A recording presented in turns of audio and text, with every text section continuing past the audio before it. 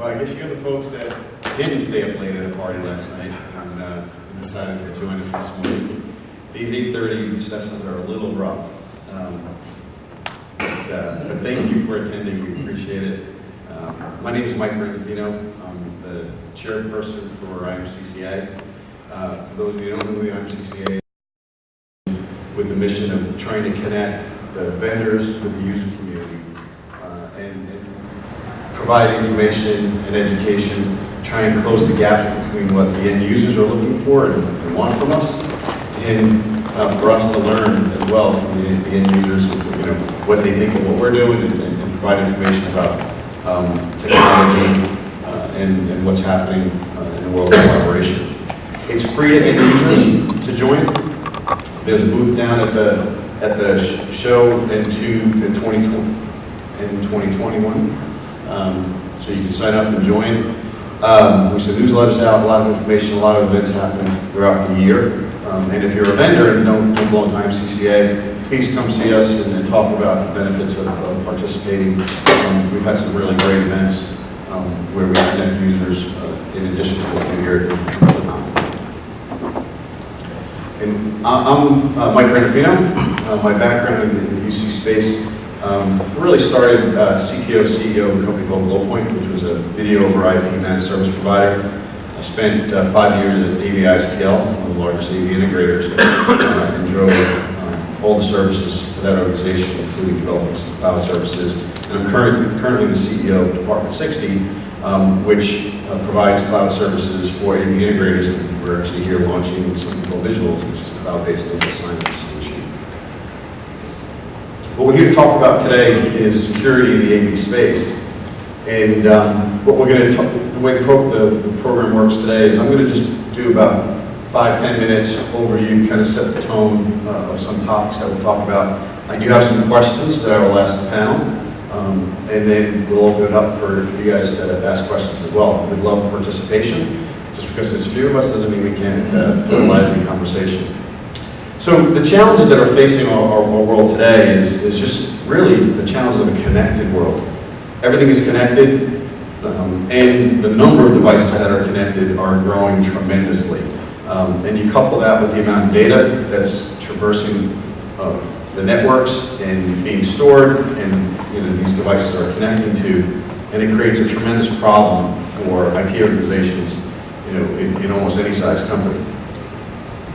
And in the AV world in particular, we're having this problem where what we do is at odds with how IT is trying to control all of those devices that are connected to these networks.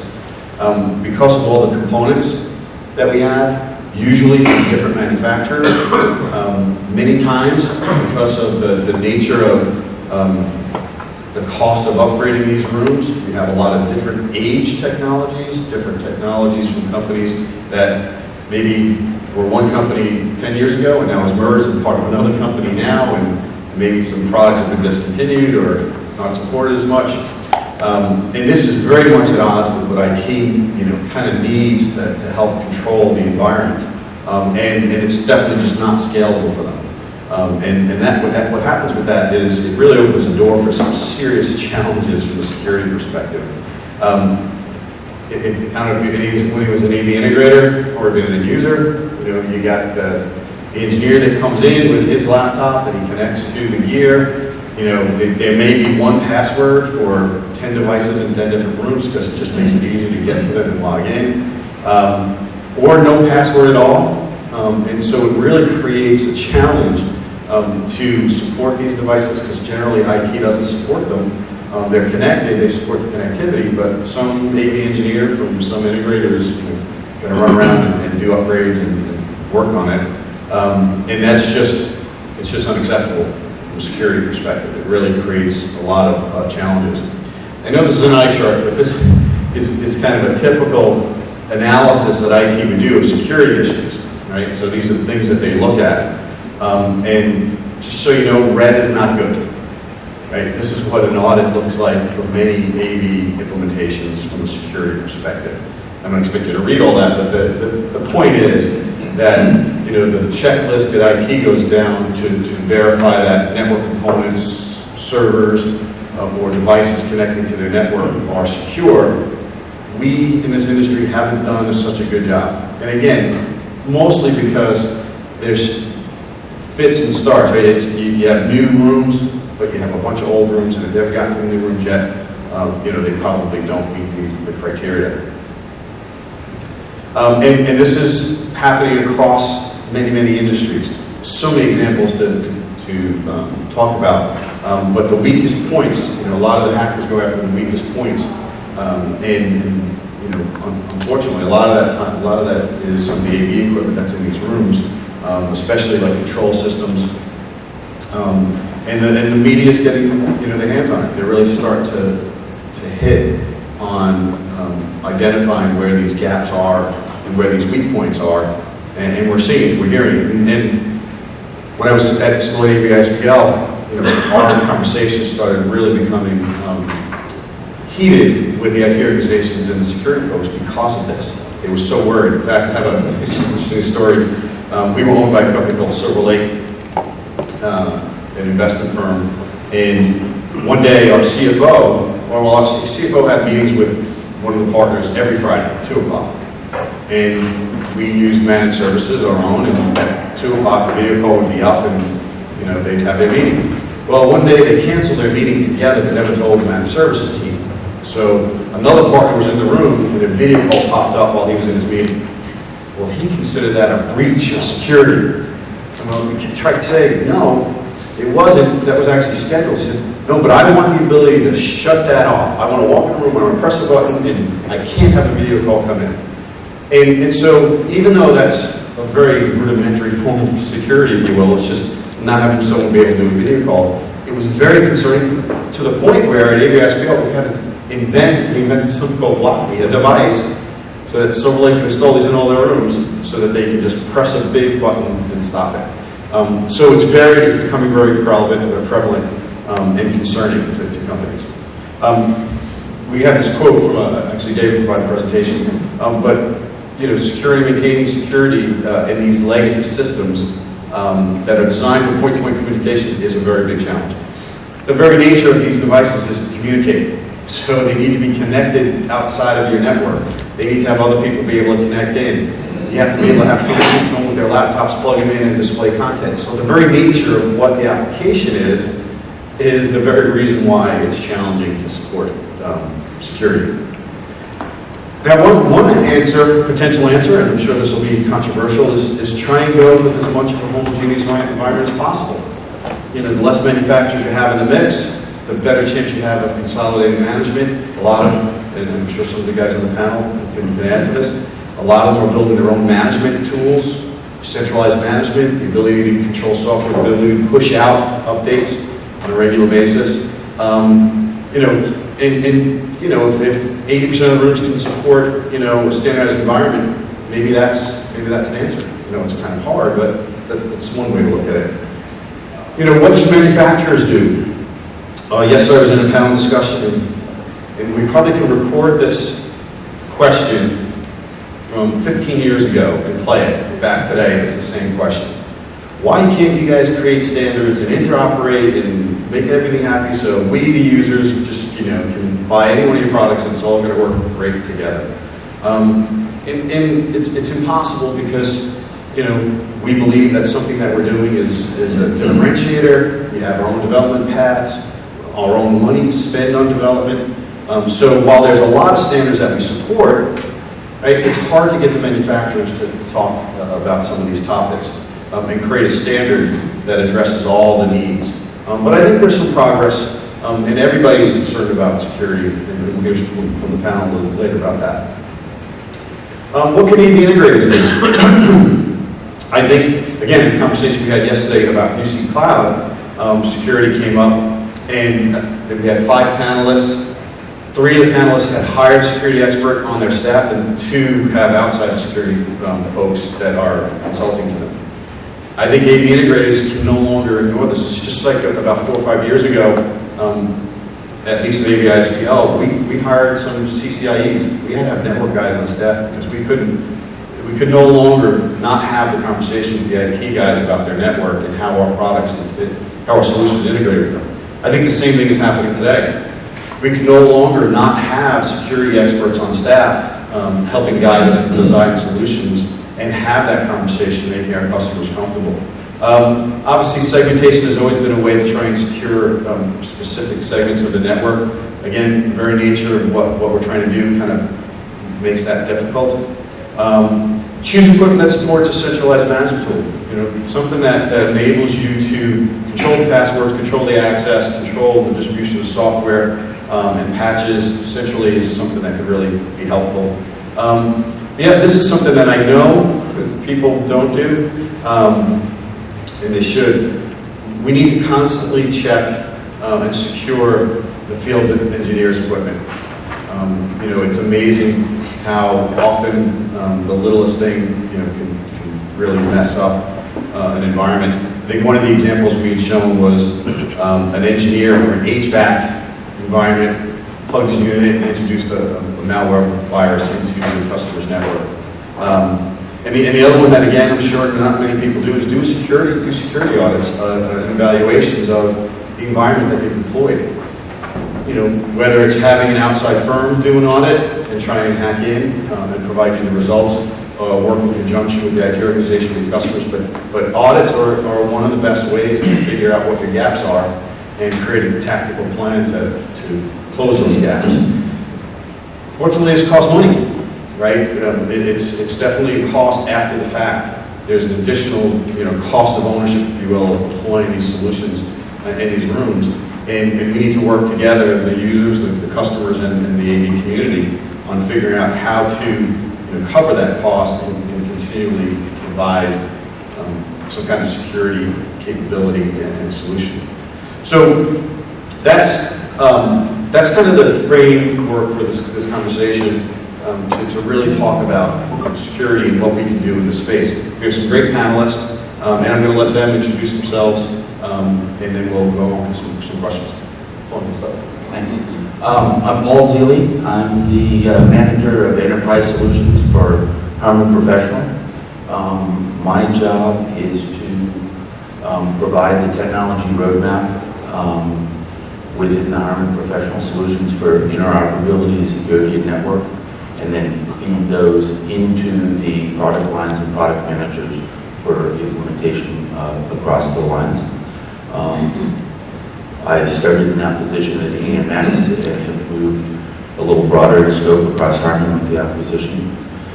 Most of what I've spent the last 2 years on has been security features and bringing AV equipment in line with IT security features.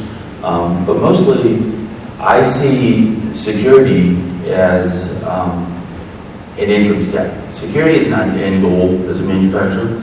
Security is a barrier that we need as an industry in order to bring these devices onto the network and allow interoperability with the other systems to fulfill that automation challenge that we're having going forward. So while we may lately spend a lot of time talking about security, we don't view it as the end goal. Security is the barrier we have to have in order to have access to the networks so that we can be a modern application along with the IT.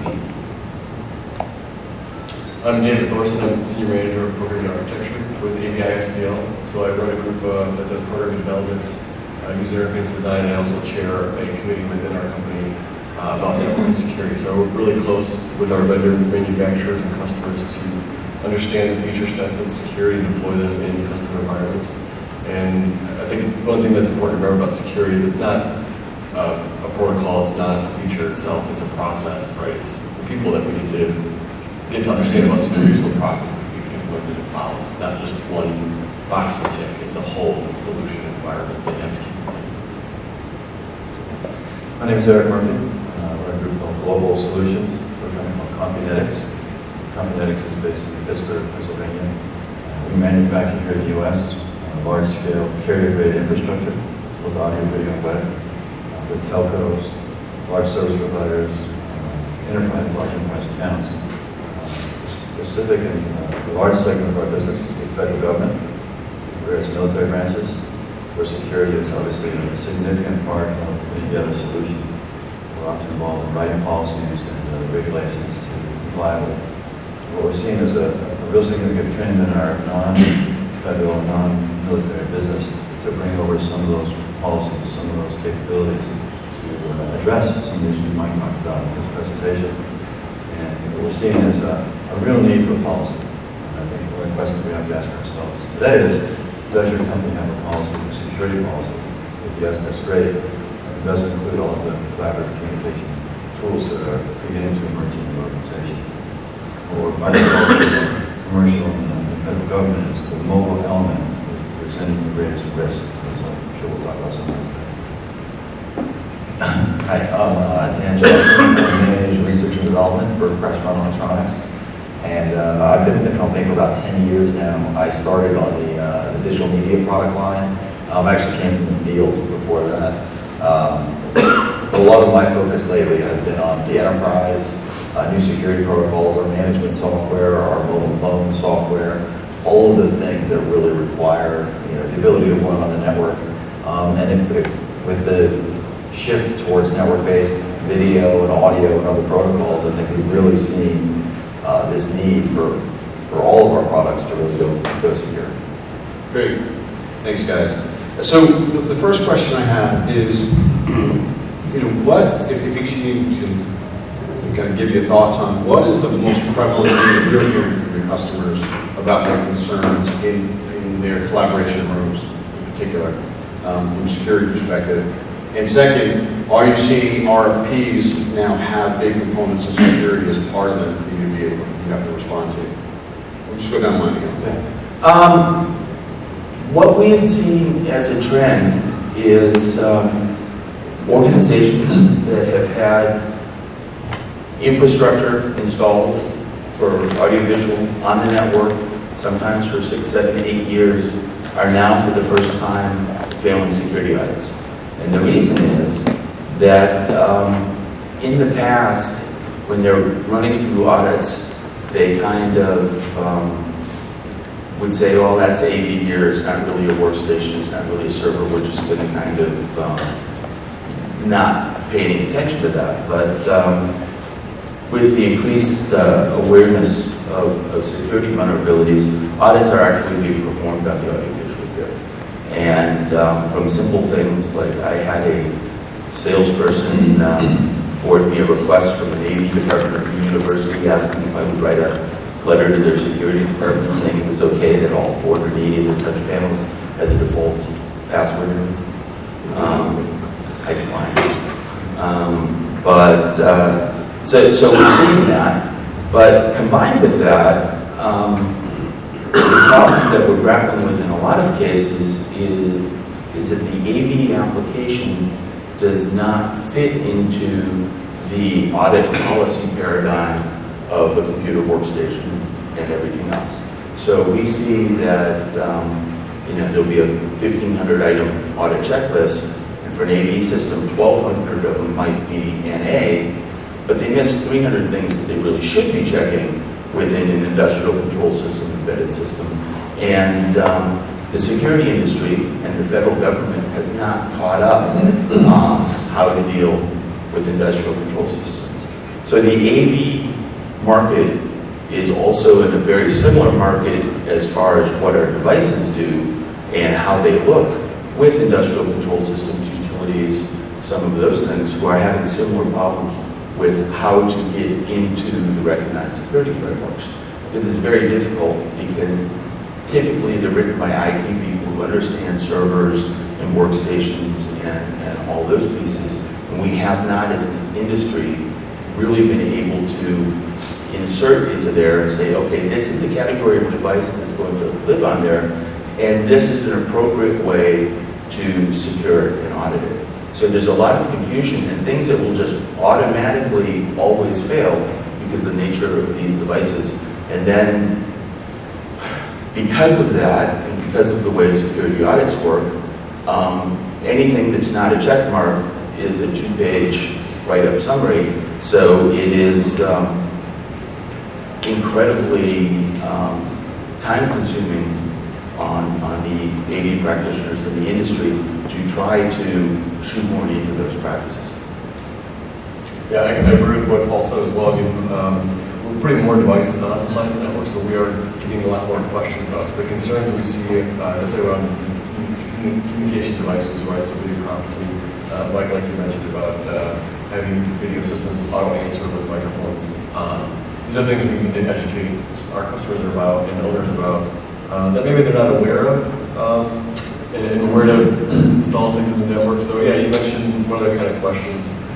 Early on, it's just what IP address does it support, TCP, IP, sure, fine, plug it in, but now they're asking deeper questions as part of this audit, right? What kind of processor is embedded in that? What kind of operating system does it run? Again, it might not actually be something we can answer, but we have to have a documentation and work closely with our manufacturer partners to make sure the IT managers understand what questions we can answer and make those configuration settings. Can it be integrated to LDAP so we can manage them more closely, things like that. As far as the RFP question, I don't know that I've seen a lot of hefty requirements for specific security things, but we are trying to see more just awareness to go through an analysis process. So even if it's not in an RFP requirement, our company will always bring that as to go through a network analysis of requirements, design, implementation, verification, and maintenance. Right? Those are 5 key things when you're deploying security that you have to do every day. You can't just assume that you know what settings to enable. You have to gather the requirements to make sure it fits within that client's ecosystem, validate, test, and maintain it as it goes forward, especially if it's on the network and things change. We need those systems to have really high uptime, otherwise it's going to get back to the business. No, and of course, I said it's quite valid in our experience as well. Specifically in our RFP question, what we see is sort of 2 modes, one from the commercial side, one from the more federal government side. And on the federal side, there seems to be some sense of need for coordination among different agencies and organizations. And so the RFP tends to be more of a dialogue.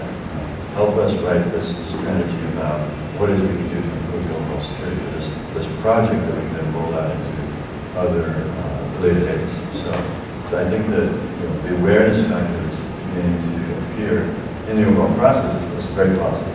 It's a positive impact, and it's not just a standard boilerplate RFP with checkoffs to comply to ABS 128 encryption. So we're seeing real awareness there. So on the commercial side, it is still very specific with regard to some of the infrastructure to comply with these pieces.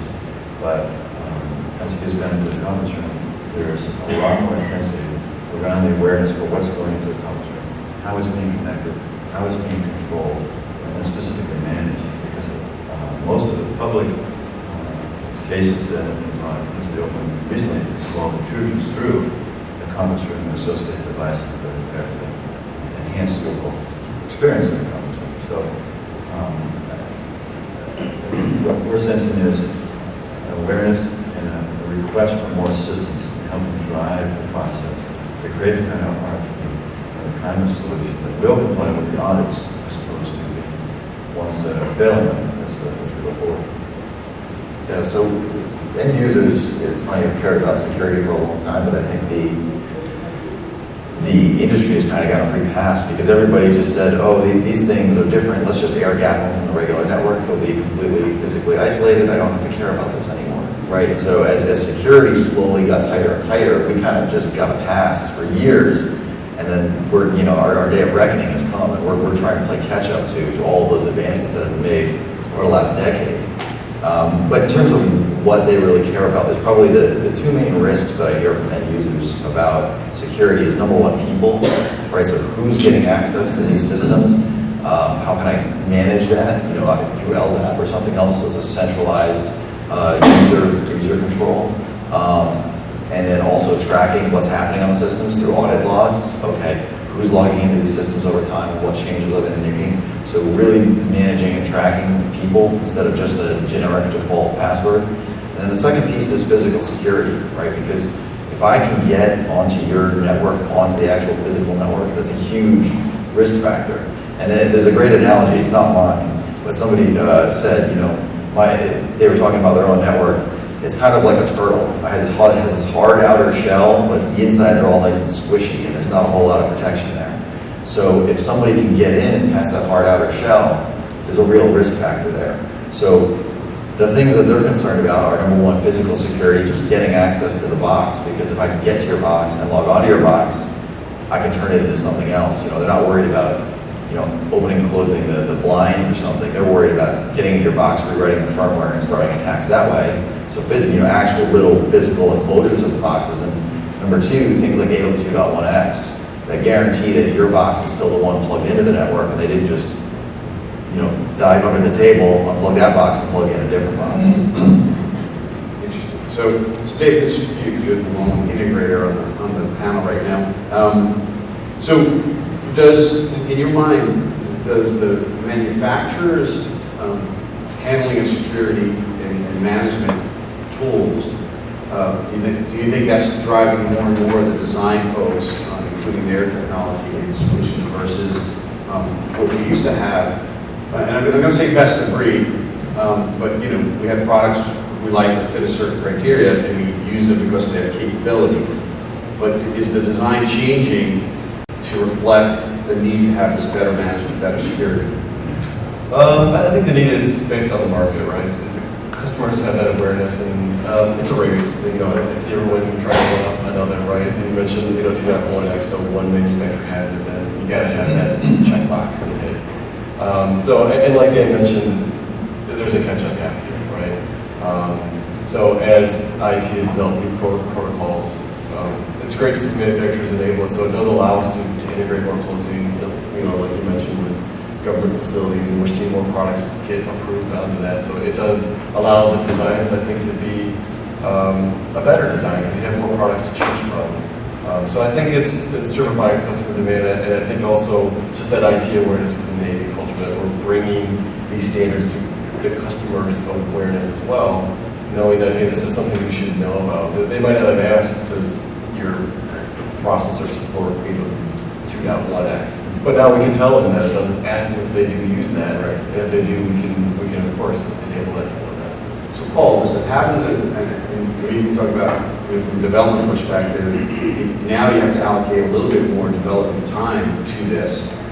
Do you think, is it just a checkbox, or do you think because of the race, you guys can be a little bit ahead of the game because of your size and your ability to invest in that? Well, it's a twin-edged sword. And very much like with any change in technology paradigms,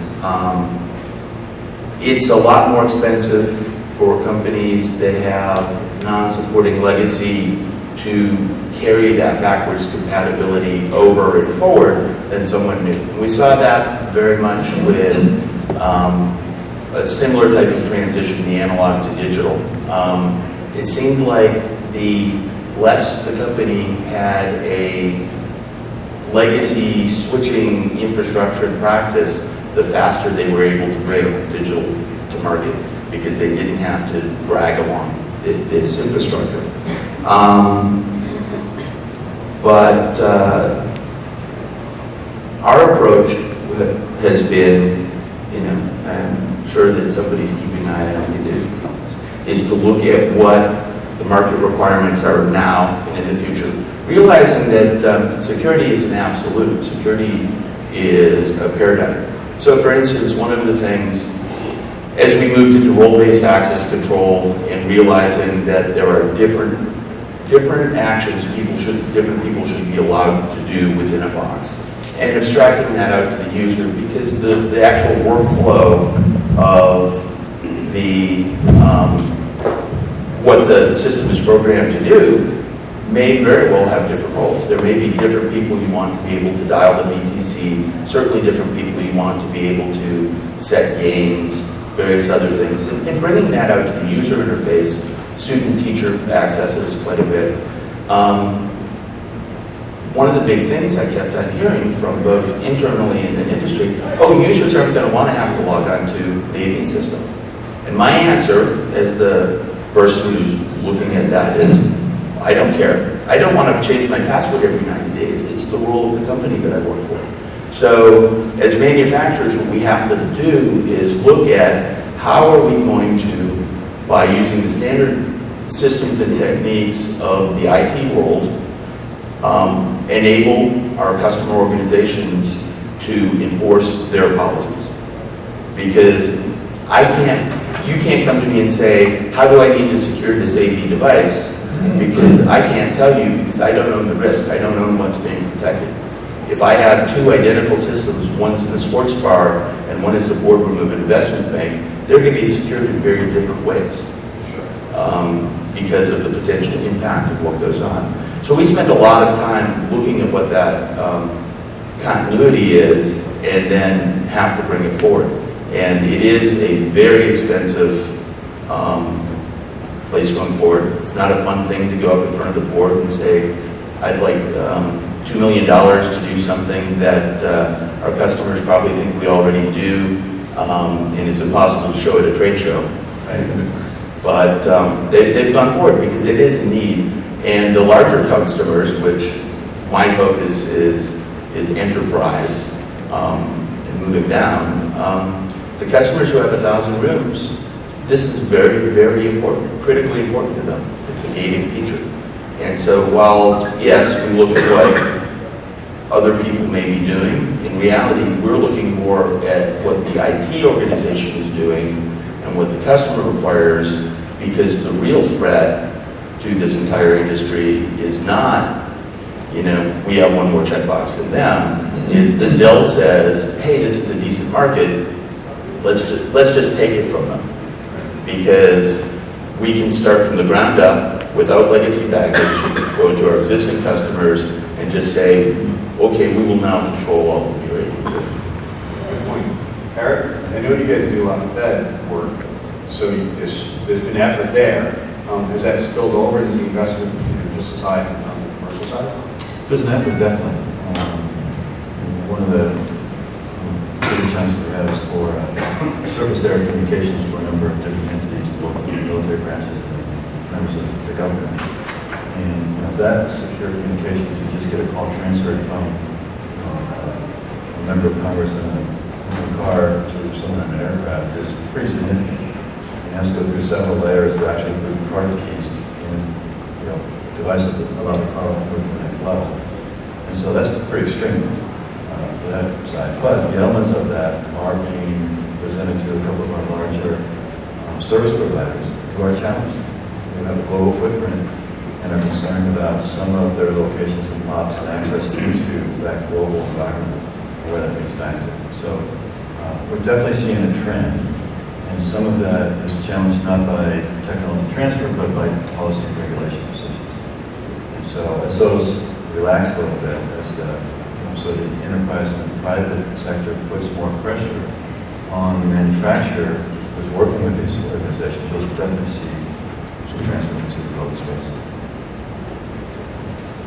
Yeah, I mean, the government stuff has actually been, I'll say, a relatively new thing for Crestron. It was probably a really dedicated initiative about 5 years ago to go qualify a lot of our systems. We had to go get, JITC certification on a number of products, get a DICAP scorecard, and all those other, 7 million acronyms that you get when working with the government.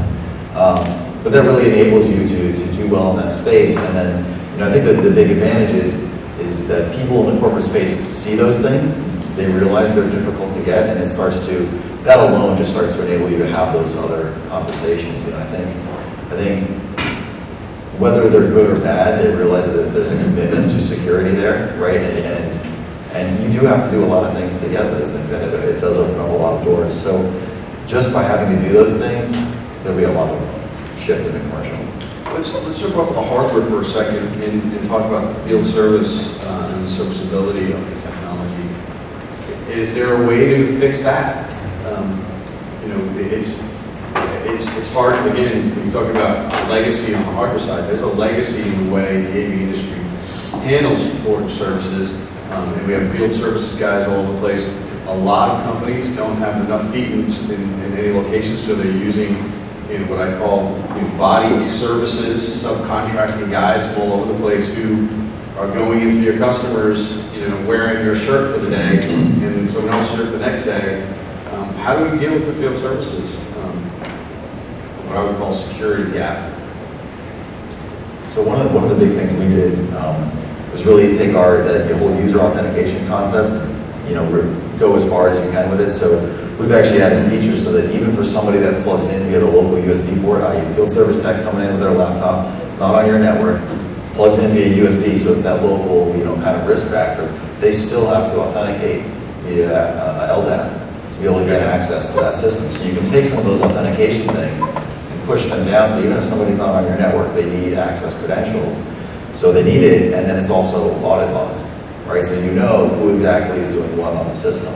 I'd say the second thing that we've really tried to do to address that issue is we designed sort of a air gap built into some of our processors. So if only the processors will really meet your security needs, the processor will do everything it needs to do to be on the network, and then everything that hangs off of that processor, whether or not it meets security, is completely separated from the network. So okay, they can do some things there, and maybe they could cause, in theory, some local trouble there, but it will stay behind the processor.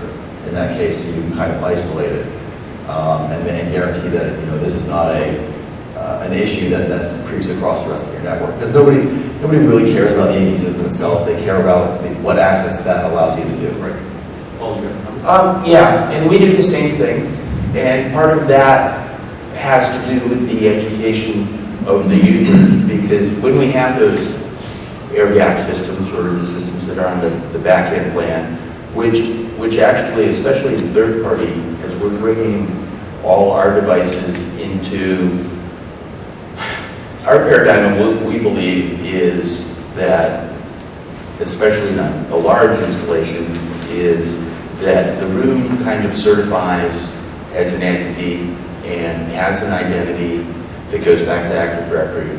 Because if I went to the network people and said, I have 650 AV devices and I'd like you to make an account for all of these, there's going to be some pushback. So, as well as a lot of the devices in the AV industry don't need a lot of processing, and it's actually, by the time you're dealing with secure authentication, you go through, it raises the cost of the equipment because you have to put more processing in there, and then potentially you're raising more vulnerabilities because you have a more full feature set. So bringing it back to that device and getting it in air gapping is great, especially when we're dealing with a lot of ancillary devices that may be further behind. So for instance, it is very unlikely that if I have a projector that I'm controlling through IP, it's going to be anything other than telnet, which is just absolutely not going to be allowed on the main network.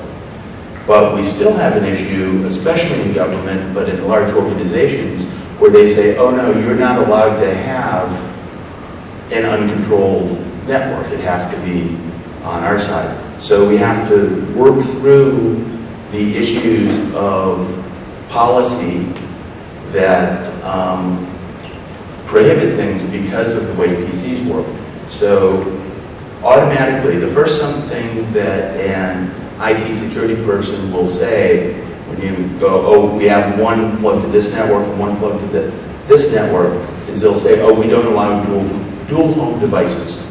Because if it's a PC, there's a possibility then it's a router and somebody can go around the network security and do things.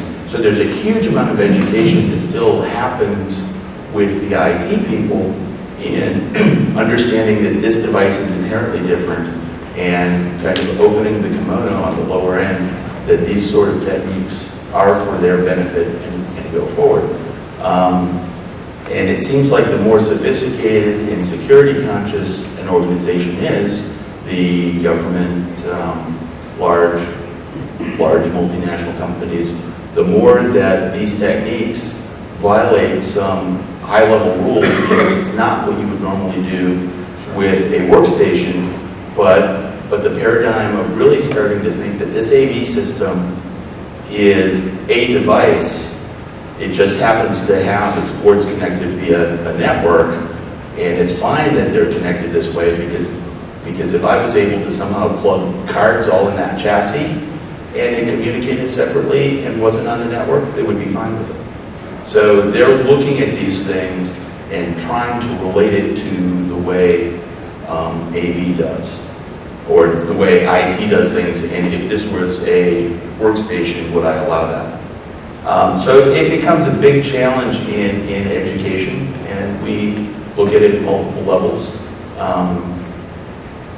We truly believe that security should be in the RFP and in the tender, and should be decided up front. One of our major issues with the industry is the time that the security considerations or security requirements are set is the room's all set up, I've got commissioning, I've thrown in Finding Nemo, and because we said there's going to be cookies, the IT department shows up and says, how's that getting up to the screen?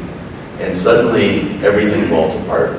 If they had decided that, those considerations during the needs analysis, or at least prior to the design review, and we also believe that security specifications, considerations should be part of the statement of work, and that mitigations and things that have to happen on the network in order for that to go, because of dependencies within the project plan.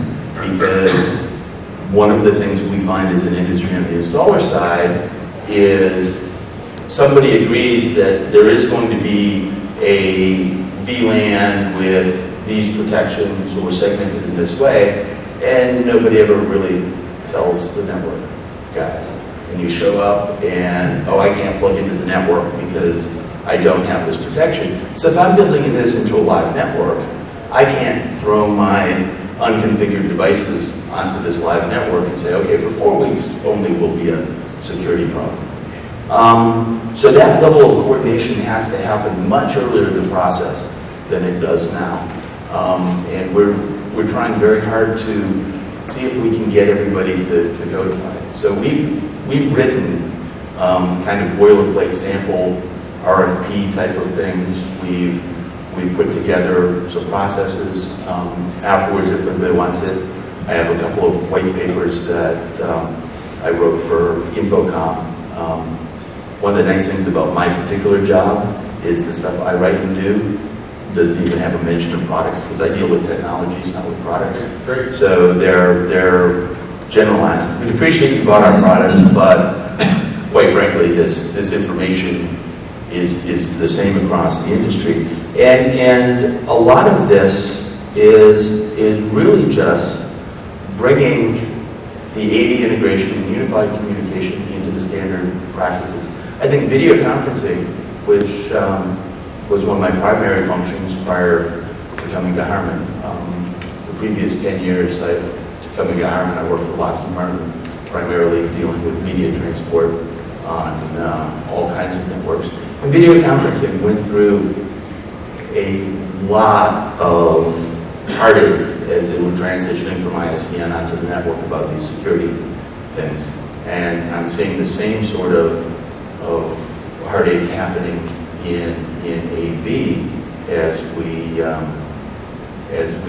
need to be connected, whereas before it would be nice, or in a large system for some management. It's critically important, especially with the unified communication moving more and more to PC-based systems. And quite frankly, in 10 years, the whole, I'm giving you a pile of boxes-based AV integration won't exist. And the companies that remain, whether they're new companies or legacy companies that move, will be primarily software companies.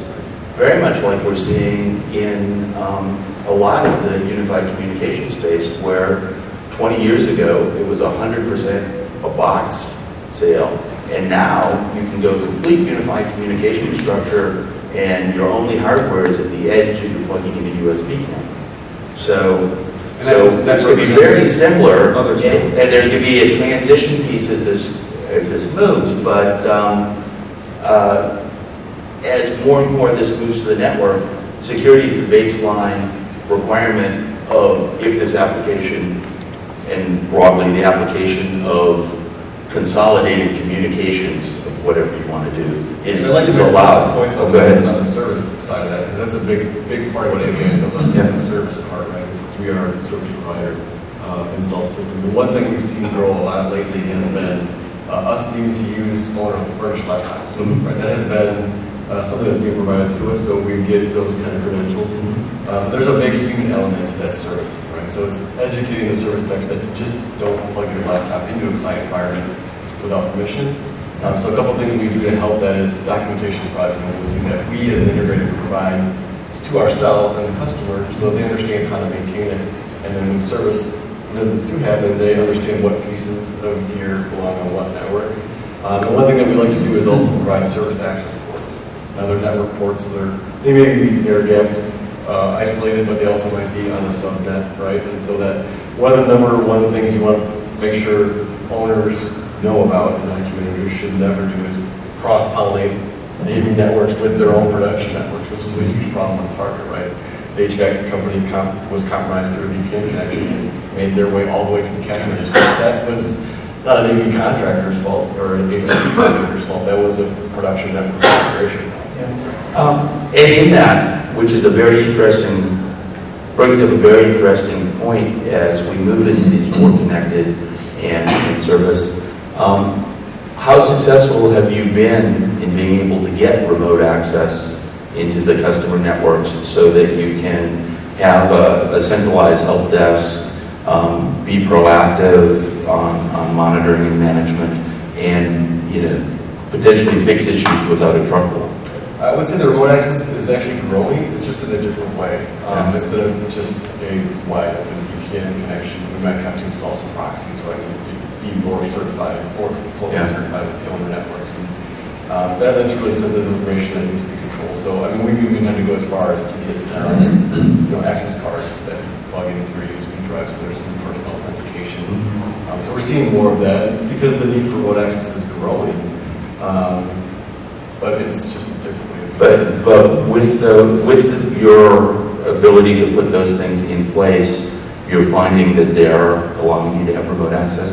Because usually what happens is the first answer is no, and then you go to long negotiation. But you're becoming successful in getting those. We are, but there's also the cloud access is also allowing us to do more of that. So as two products right here that we both offer has gone to cloud. It's just it's a different way of doing it. So we might not get direct access the way we wanted, but it should be a more controlled access with the right kind of components that we need to get to.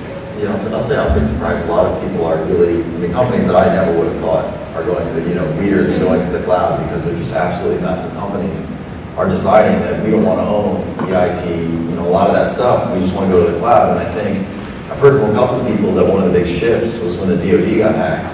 Everybody kind of realized, wow, if they can get hacked, then what chance do I have, right? I'm better off leaving this to people who are sitting there in their day-to-day job is watching over this sort of functional area of product and guarantee that everything's there, because I think at this point, most everybody realizes they're not going to get 100%, right? So it's how close can I get to 100%? And the cloud, for some people, is perceived as being able to get them closer to 100% than dealing with it themselves, where the staff are only part-time on it, right? That, a service could sit there doing different things, they're not really paying as close attention as somebody like the expertise, as opposed to having a guy who spends an hour and a half a week on it and pokes around. There's, a team of people who live in that one application. They're going to have a level of expertise that you can never build within a single company.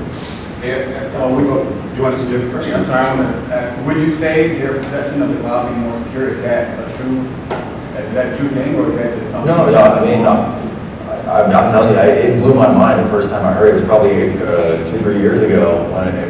Look, when things like O365 and everything light up and everybody's just kind of racing to jump on that service, they see all the advantages because those things are updated, bang, bang, bang, right? That some of the biggest limitations in those big organizations is you're just not keeping up with security patches as vulnerabilities are found, right? So your biggest issue is a major organization. I have this massive software that might be a year, 2 years out of date because I can't get around to keeping that up. If I can push that onto somebody else, with cloud stuff, they're kind of guaranteeing they're on just about the latest version they can be on. At least they'll be much closer.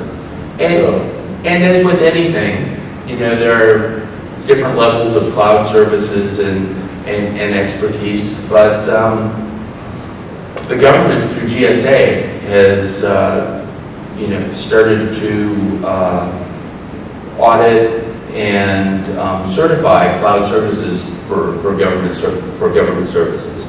And it's within different levels. There's within an application and then with infrastructure. So what we see a lot of service providers, Amazon Web Services, and I'm sure there are others, but I know that they have gone through all this certification. So they have a certified cloud and that connectivity, the servers, the internal things, have teams going on it. And then from a government standpoint, the individual applications certify, and they can either provide their own services and have to go through the audits and paperwork to be certified, or they can go on a certified provider. So if I was a small company and wanted a cloud service for the government, I would just host it on Amazon Web Services because it would cut my paperwork in half. But it is very similar with any other cloud service provider. And as we see the cloud service providers who are specializing in large business and government, they are incredibly paranoid and concentrated on this. If something is set up for the consumer market and is a hang out with friends, video conferencing sort of thing, they may not have that same level of control because they may not consider things as sensitive. Credit cards and personal information are always sensitive and you should do it, but actually the content. And that's something you really have to look at because security is not a one-size-fits-all. Some content is business content. My business meetings have a different level of security than I would expect for my 17-year-old to be hanging out with their friends in their unified communication where they can share screens. And so if you're going to put these on a cloud service and consider it business critical, due diligence is applicable just like you would do with anything. But those companies that have that infrastructure in place are very proud of it and happy to show you what they're doing to protect you because they're getting a premium for that, and that's part of their value proposition. I think part of what you're talking about with a service technician or any other non-employee coming on site is an inherent risk. Risk is rather dramatic. I think that part of what we're seeing in some of our customers is you have a scanner you go through with an X-ray to check and make sure with firearms and alcohol on site. But we're also seeing a move to take your laptop or your mobile device and do a virus scan. So do some sort of check on whatever it is you're bringing into the facility to just ensure that not through malicious intent, but just through accidental intent, that you've introduced some virus into the organization's network. So I think that you'll see increase in that kind of awareness factor. What are you bringing in? And what do you plan to do? If you're going to connect it, you have to go through a series of electronic security checks, not just a personnel security check.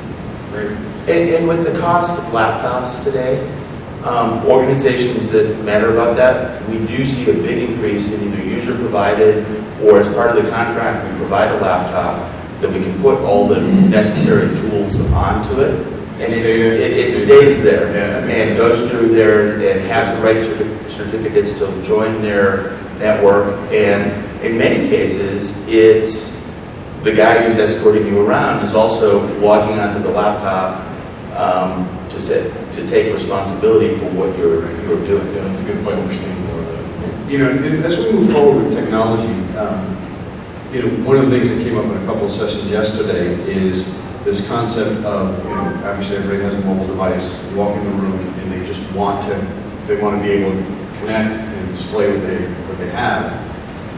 And so there's more of what's coming down the path, more of an intuitive experience as people approach technology. Something happens, they get validated, they become able to manage the environment. Some of the devices, there is no control system in the room, it's your phone with an application. So, I'll start with Eric. What are you guys doing to address this trend that it's no longer, just a physical device in the room? It's definitely application-based, and it's virtually any mobile device that's around. Yeah, I'm sure it's a significant issue for everybody in the room on the panel. And, I think last year 25% of reported malicious intrusions originated from a lost or stolen mobile phone. And so I think that what we're starting to see is a real trend in sort of the user entity and analytic behaviors. We've seen software originate that was originally intended to monitor sort of just the use of people in a corporation, what applications are accessing, where they're accessing it from, to see, ensure they're not violating regulations or different compliance with an X-ray technician downloading patient information just to finish a report to Starbucks, they're violating regulations. So I think we're seeing that kind of user behavior being extended into the communication elements of an organization. So security policies that maybe have originated from mail fraud or credit card fraud is now being more broadly thought of to include unified collaboration. And what are the uses that are, what are our users using when they're outside the physical premise of an organization? And the other is to try to address the sort of shadow IT applications that exist on mobile devices. Because we may have a corporate video conferencing app that we use more on corporate land, but we may find that at home or somewhere else, Zoom or Skype or Teams might work better, or WhatsApp or Snapchat, and be able to communicate to another colleague just because it's easier than going back to it. And then you're exchanging critical data. So it's impossible to restrict or force people to always stay in a corporate application. It's just not going to happen. So from an IT perspective, understanding what are the shadow IT applications that exist that are being used by our users today. How can we put some element of control or awareness into the hands of the users? And it comes back to the human piece. Another policy for education is so critical because we created this great environment where access via remote is part of what we promote. It's what we sell. Making it easy is something we all strive to do.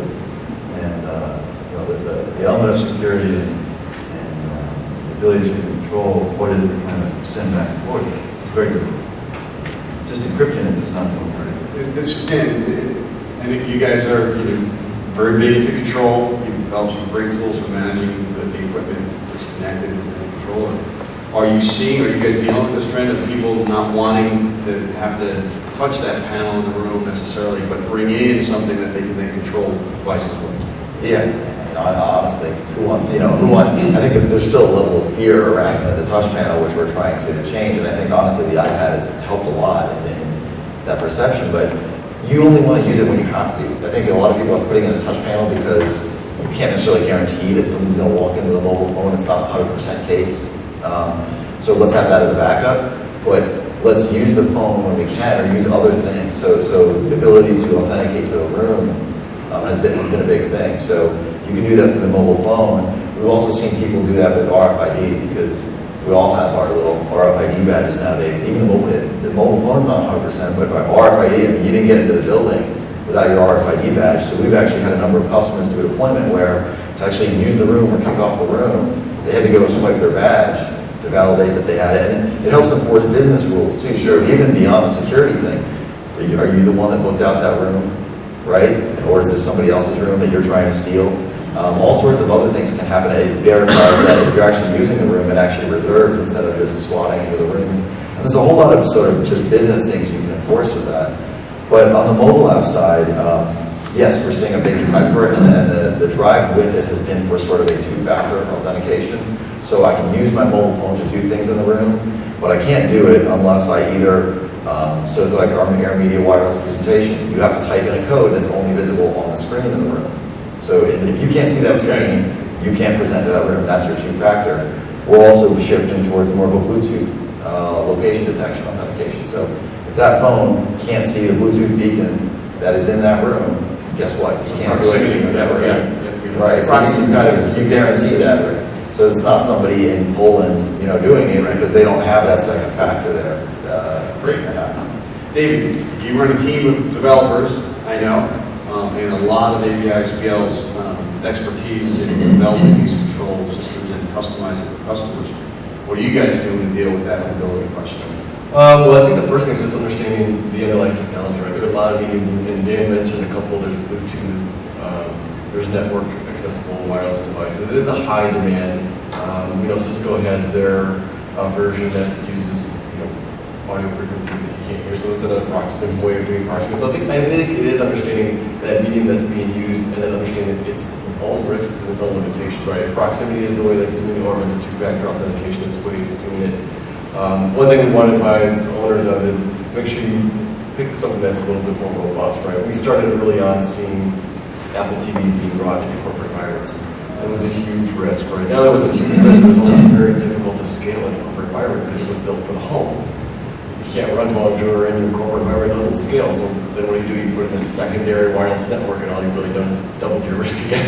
Right? So yeah, the mobile side of it, yeah, we do mobile development applications. We want to enable the end user, and some of the other things that I heard said today was more about automation, ease of use.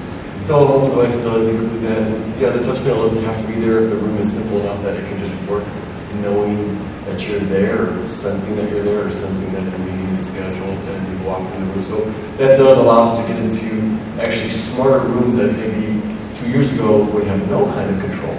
So I think, yeah, we'll still have those rooms, we'll have touch panels, but we'll also have 100 more rooms that will just be a little touch of control, but just enough to really get somebody started collaborating in 30 seconds or a minute instead of 2 or 3 in a larger room, but that's okay. Yeah, I think. We have a question. Yeah, you guys have experience with people having like trusted devices. I know that's one thing we look as far as mobile goes. We know there are vulnerabilities to somebody's phone device, but are there any instantiations that use trusted devices? Are you talking like mobile device management? Certificate like layer certification could be one way you have a trusted device. Yeah, there are various ways. Within the government, they want a single sign-on, and it's a little different. It's a little difficult because a single sign-on within mobile devices is different from the wired devices where they're using Kerberos. It's a similar sort of thing where I'm signing on, I have a key and a token, and I want to pass that to a room. We're looking at that in a whole bunch of different areas, but it's very difficult right now to get a defined use case, whether that is really the device that's authorized or the person that's authorized, and does it have to authorize to the room, or just that person is allowed to use that app on the network. And so we've been spending a lot of time looking at it. There are some levels of authentication that we have where you can go back and share into content of Dropbox or SharePoint to bring in and authenticate for pre-positioned content. And a lot of this works into an issue that I think we have as an industry is the reasonable expectation of the customer is, I can do this at home, why can't I do it at the office? And they don't realize that something that works with one may be very difficult to scale to hundreds within the techniques. And additionally, you have a different security concern. If, for instance, I have a mobile device app that can change the TV channel and do things at home and run my Apple TV, if my kids get on it from the other room and change the TV, I can yell at them. But if I have a board meeting going on and the person who was in that room prior forgot, went into another conference room and is connected to the wrong conference room, that's a career-limiting event. And looking at those proximity, the different techniques of allowing that proximity and making sure that that mobile device is authorized at that time and place to do it is a huge technical challenge. Sure. And trying to find that match. I think it's inevitable that we'll have to do it.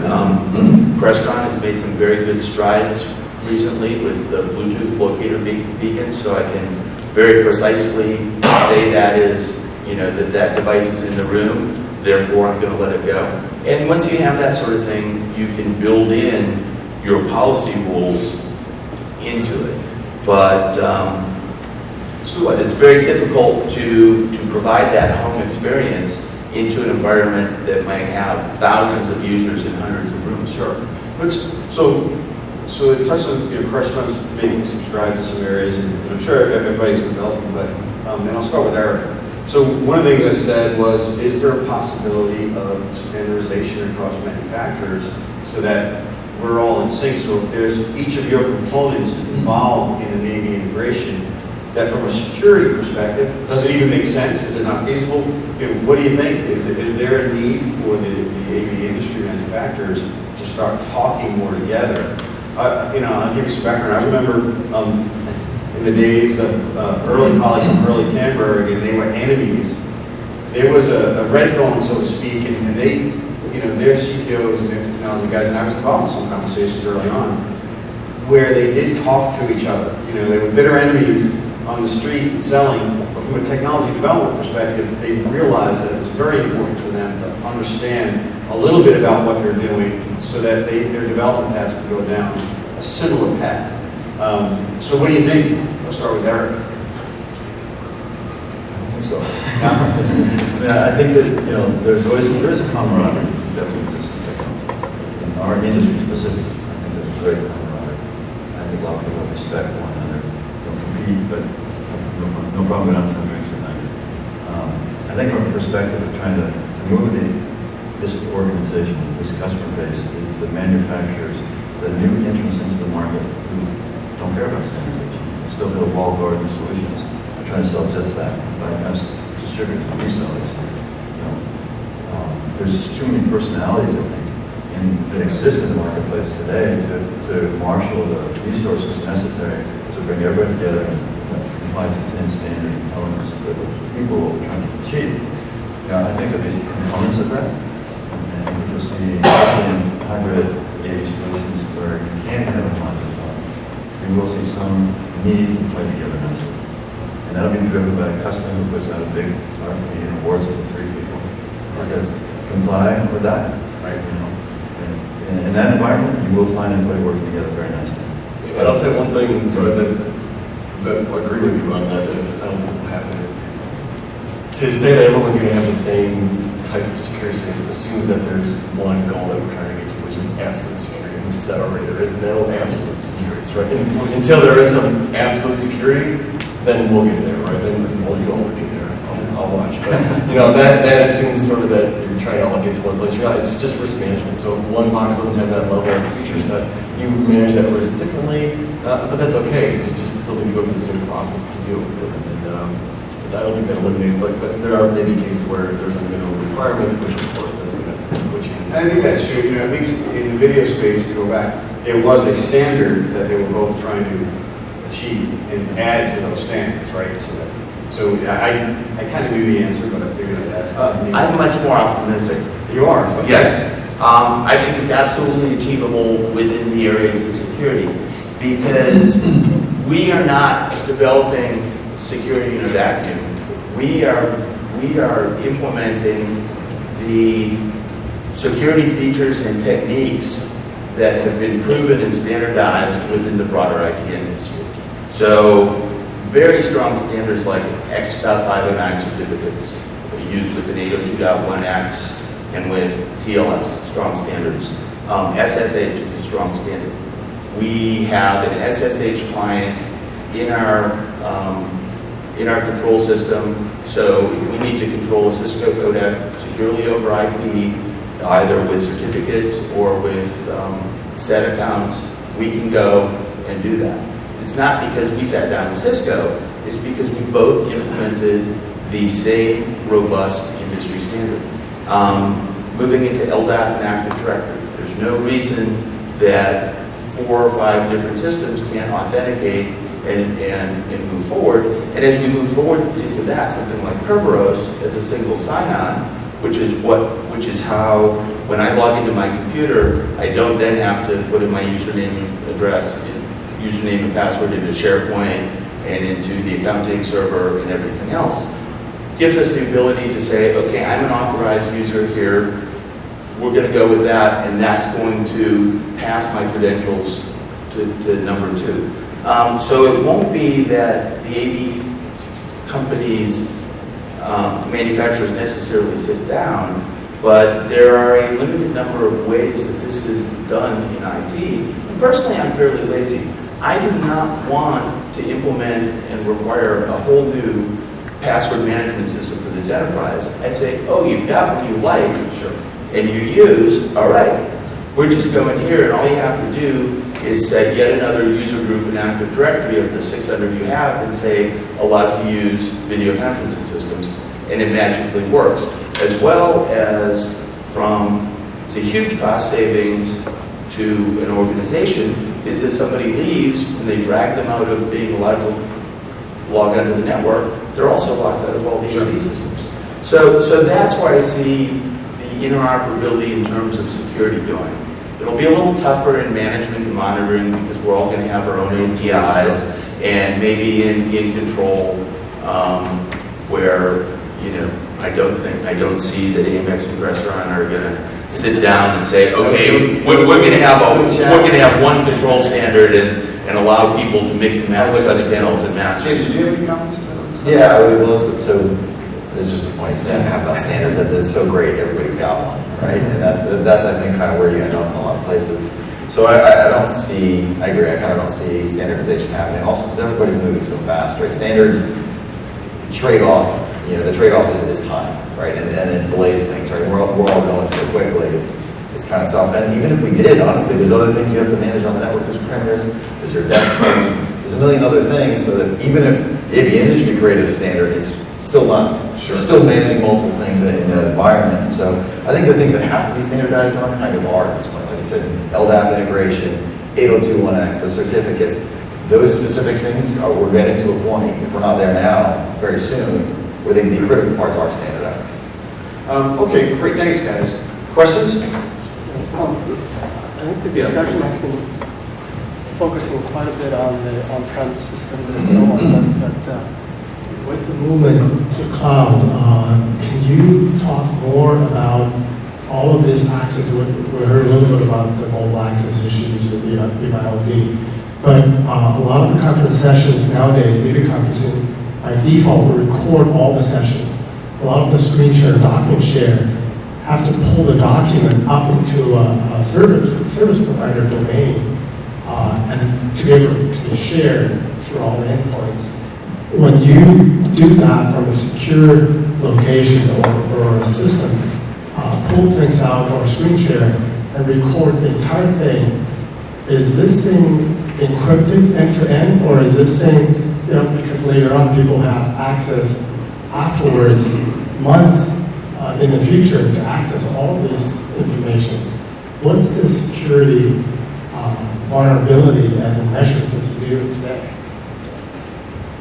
So I'd say, anytime, things are shared over the internet, everything today is encrypted, right? It's not really that concerning. I think the social aspect of it is still the biggest risk. Oops, I set the share permissions to public or quasi-public instead of keeping it private to this group. It's still those sort of accidental things, or even just, someone maybe intentionally, I got a friend in this company over there, let me just share this with him, and before you know it, it's gone around. So, it's the ability to, I think, manage the ability for people to either accidentally or intentionally push that and move that content around. So who has access to actually see these things, and who has access to actually share that content further? And I think Paul said before, a lot of the UC cloud providers are leveraging something like AWS or Azure, which in themselves have security in the infrastructure. And then I think the manufacturer of the software or hardware needs to deal with encryption and the in-transit piece. And I think that's up to the different applications. Although most of the solutions that are provided by these guys are I'm going to call it an access point to the tools that let people communicate, right? You're not actually capturing data or transmitting data necessarily with the products that you're using, that you provide, right? Right. So I would say one place maybe we could see some more improvement would be to sort of secure the data from what's holding the data. And you mentioned encryption as one way of doing it, but something that you might not think would be a security risk. We're seeing a lot of scheduled meetings right happening with video conferences, right? So if that's going to a scheduling platform, the information of the list of attendees and the subject of the body might not be something you think is a risk. But let's say someone does have access to that data and is monitoring those meetings, that could start to become a risk. performance over time. So I think trying to find ways to obscure the data but still provide that user experience to tie all those things together. But maybe that's the next level of just data management that I don't know that we're quite there yet. We just the awareness might not be where it needs to be. Any other questions from the audience?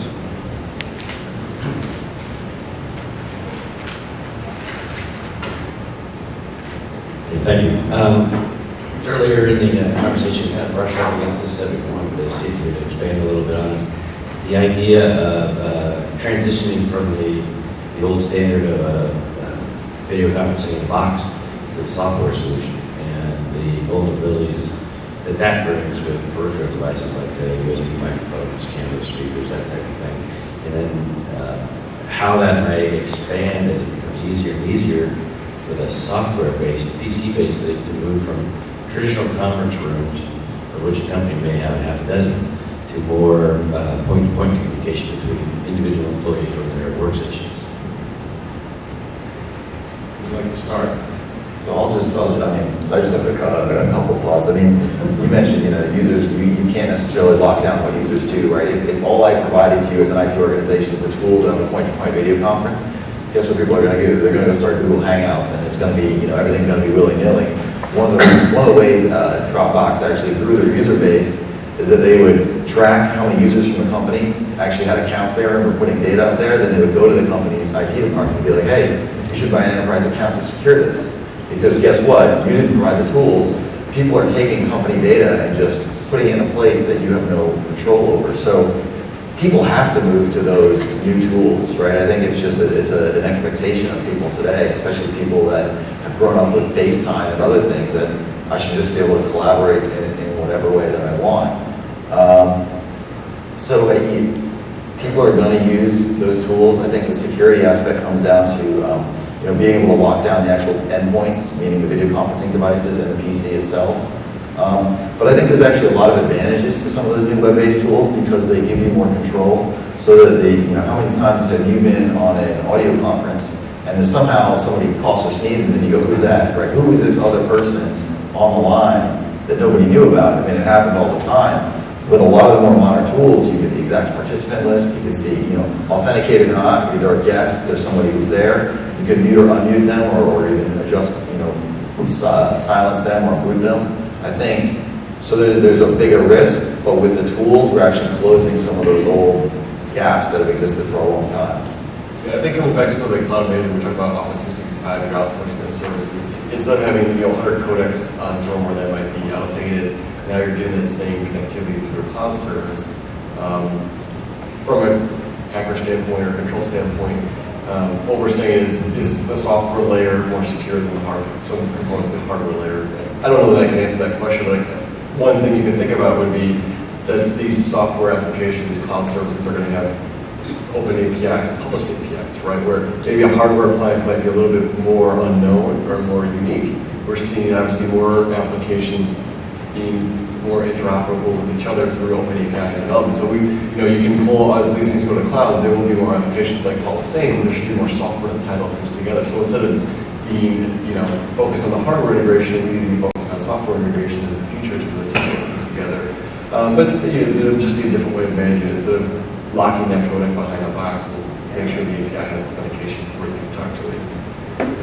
It should be safer. I think the one thing that we've seen that has been an issue, I think it's less of an issue outside of the fact that people are being shadow IT and non-approved communications channels because they're convenient on their workstations, is the paradigm of that conference room PC that sits there and everybody logs into it. The nature of a PC is it builds an individual user account for everybody and caches data and has different things. So if I bring a USB with sensitive documents so I can share during that, that is sitting on the hard drive someplace. And thinking about how that shared resource PC cleans out is going to be very interesting. So for instance, the Microsoft Surface Hub, which is essentially a Windows 10 PC glued onto the back of a touch display, at the end of a meeting, because it's designed to be a meeting room device, at the end of the meeting, there's a flush disk that cleans out everything that happened in that meeting from the PC. So, if somebody hacks into it, gets the hard drive, gets to the hard drive, there's no way those files don't exist anymore for them to extract. I mean, the NSA probably can, but your normal people won't be able to. And that's the sort of thing I hope that the operating system manufacturers will try to bring into other devices in the conference rooms that are shared devices, because that's where we see a lot of issues as we're trying to use these unified communications, is it just bogs down and kills the PC, because ultimately there's 400 local user accounts on it and everything else, and there's a lot of sensitive data, or potentially sensitive data. There's a lot of caching and holding on that just accumulates within these Office PCs. And I think that's someplace you have to look at. Derek, do you have a comment? Yes, everything is completely valid. I think one thing to remember, security, I think, really starts with the user. Who is that user? Whether it's RFID card, so they gain access to the software and application, and a login and password, and then maybe a conference code and a second conference code. But I think you'll see monitoring software today that's designed to just monitor the health system go beyond that. Who's using this product? Where are they using it from? Who did they call? Again, not to just debate them, but to understand the dynamics of the use case scenario. As it fitting the profiles of what is designed for that organization. And if it exceeds it or goes out beyond those boundaries, then that's a red flag. And whether it's being monitored in real time or at the end of the day with some reports, there's an awareness factor that should be built into the health and maintenance of the product and how you use it. Understand that person is.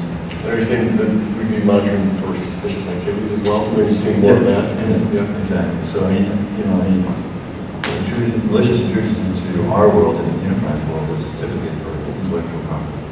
As you mentioned, accessing a roster of who's attending a meeting can lead people to understand what projects are working on and how they can dig in to find out. The economics of cyber theft are simple. It's easier to steal than it is to spend money on already developed. So that's going to be a constant in our world, no matter what we're doing. And I think the AV world is now waking up, as we've all discovered, to the intrusions based on the listing. But the weakest point is the user, where they're at. Any other questions from the audience? Okay, so we kind of talked through, I think, that security is not a set it and forget it, right? It's a moving target. It's something that we constantly have to deal with. That setting standards and policy are definitely key in helping deal with it. And in that, making sure that any interaction with that technology is governed by some kind of policy and standards. Is there anything, let's kind of, as a wrap up, a minute or two each, what would you recommend in the steps for folks to make sure that they're doing these things and what they should be looking for? Start with Paul. I think two basic things. Figuring out an organizational policy around this communication, which includes determining the types of assets and how much it should be protected. Remember, this is information that's moving around in various places that shouldn't necessarily be seen by different people. You don't really want the layoff list to be grabbed off a stream or a video conference or something going around within a company.